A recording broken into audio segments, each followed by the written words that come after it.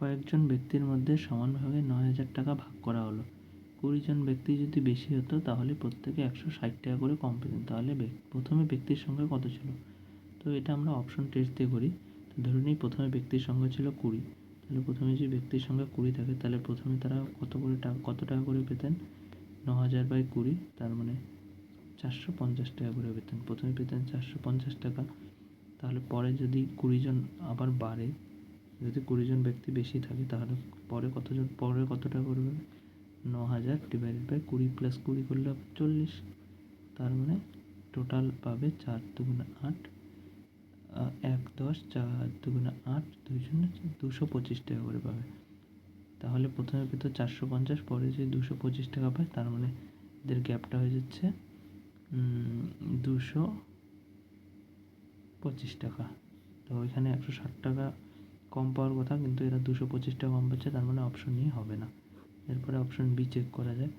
Option বিতে প্রথমে যদি 25 জন ধরি তাহলে প্রথমে তারা টাকা পেত 9,000/25, মানে 25 1 25, 3 25 75,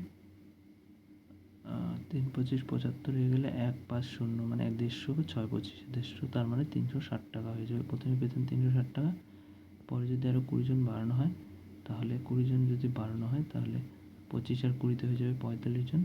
45 জন তাহলে কত টাকা করে পেতেন? 45 2 90, তার মানে 200 টাকা করে পেতেন। তার মানে 360 থেকে 200 মানে 160 টাকা করে কমে যাচ্ছে। হ্যাঁ, এটা 160 টাকা করে কমে যাচ্ছে প্রশ্নে জিজ্ঞেস করছে।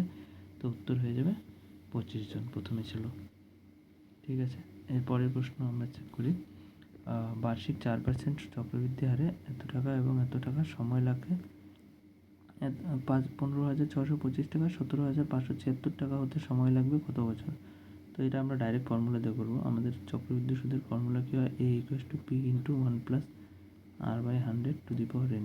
এখানে A দেওয়া আছে 17,576 টাকা, P দেওয়া আছে 15,625 টাকা, 1 + R দেওয়া আছে 400, আর দেওয়া আছে 4/100⁴n। আমাদের n এর মান লাগবে।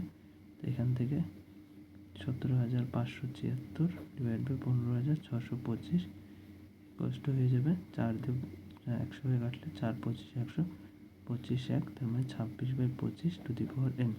আচ্ছা, এটার মধ্যে এটা আমরা জানি এই 26 কিউব করলে এটা আসে এবং 25 কিউব করলে এটা আসে। তাহলে এটাকেই আমরা লিখতে পারবো 26/25 এটা এটা মানে আবার কত? 26 কিউব। তার মানে 26, এটা কিউব, নিচে হয়ে যাবে 25 কিউব।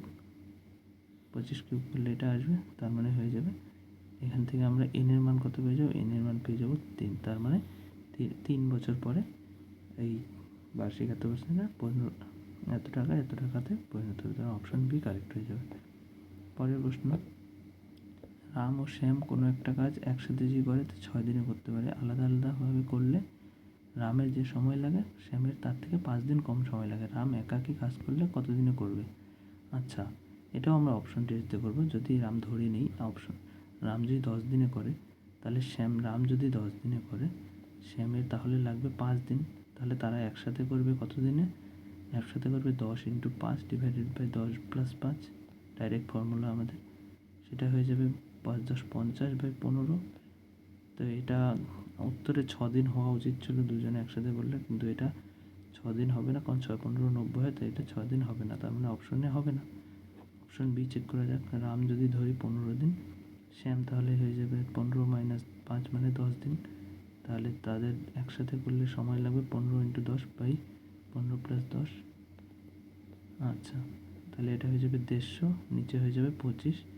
তাহলে 25কে দিয়ে 150 কাটলে হবে 6, তার মানে 6 দিন। হ্যাঁ, তাহলে যেহেতু দুজন একসাথে করলে 6 দিন লাগবে, তার মানে রাম করবে 15 দিনে। রামেরটা বের করতে বলছে, তার মানে অপশন বি কারেক্ট হয়ে যাবে।